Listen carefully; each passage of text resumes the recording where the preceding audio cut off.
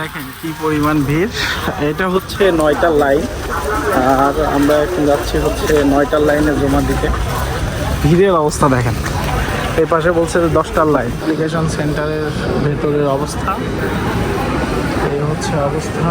এদিকে হচ্ছে টোকেন দিচ্ছে, আপনারা যখন আসবেন এদিক দিয়ে টোকেন দিবে আর কি। তো আসেন কিছু কথা বলি, সেটা হচ্ছে ইন্ডিয়ান ভিসা সল্ট কীভাবে পেলাম। এটা কিন্তু মোস্ট মানে আমাকে বেশিরভাগ মানুষ এই কোশ্চেনটা করে থাকে যে সল্ট কীভাবে পাবো। আসলে ভাই সল্ট পাওয়াটা মূলত অ্যাকচুয়ালি আমি নিজেও জানতাম না যে আমি সল্ট পাবো। আমি নিজে ট্রাই করেছি শুধু বৃহস্পতিবারের দিনে, মানে এমন একটা সিস্টেম করছে বৃহস্পতিবারের দিনে আপনার 7 দিনের সল্ট কিন্তু বুক হয়ে যাচ্ছে। আর বৃহস্পতিবারের দিন আমার প্রায় 1 ঘন্টা প্লাস টাইম লাগছে, একটানা ট্রাই করছি।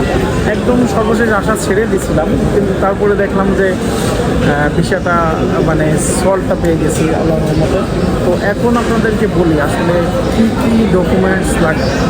তো ডকুমেন্টসের ভিতর নাম লাগবে হচ্ছে আপনার যেতগুলো পাসপোর্ট আছে, মাস্ট বি কতগুলো পাসপোর্ট। আর এগুলো দেখানো যাচ্ছে না, জাস্ট এইভাবে দেখায় যে আপনার ফার্স্ট পেজে হচ্ছে দিবেন মানে সল্ট, অর্থাৎ হচ্ছে আপনি যে পেমেন্টটা করছেন সেই স্লিপ, তারপরে যে ফর্মটা আপনি পূরণ করছেন অনলাইনে সেই ফর্মের কপি, সঙ্গে হচ্ছে ছবি দিবেন 2x2 ছবি, একদম এই যে 2x2 ছবি দিবেন। তারপরে হচ্ছে আপনারা দিবেন একটা ভোটার আইডি কার্ডের ফটোকপি।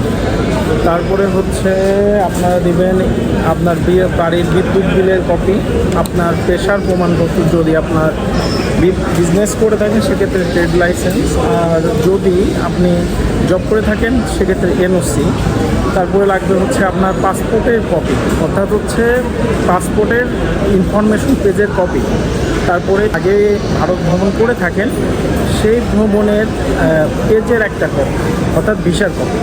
আরেকটা বিষয় খুব ইম্পর্টেন্ট, সেটা হচ্ছে আপনাদের ব্যাংক স্টেটমেন্ট 6 মাসের ব্যাংকের সিল সহ। এই যে কাউন্টারে হচ্ছে আপনার দেখাবে আপনার সিরিয়াল নাম্বার কত আছে, আপনাকে একটা টোকেন দিবে, যেমন আমাকে একটা টোকেন দিয়েছে যেটা হচ্ছে 137 নাম্বার। তো এই হচ্ছে অবস্থা, এগুলো নিয়ে বসে আছি। তো হচ্ছে 25 মিনিটের ভেতরে জমা কমপ্লিট। তো ঢাকার এই কাউন্টারের মজা হচ্ছে এটা খুব দ্রুত জমা হয়, কারণ এখানে প্রচুর পরিমাণ কাউন্টার আছে যেখানে জমা করতে আপনাকে হ্যাসেল করতে হবে না। তো এই হচ্ছে অবস্থা, নিচেই অনেকে আসছে ডেলিভারি নিতে। তো এখন হচ্ছে জমা শেষ, বাড়ি চলে যাব।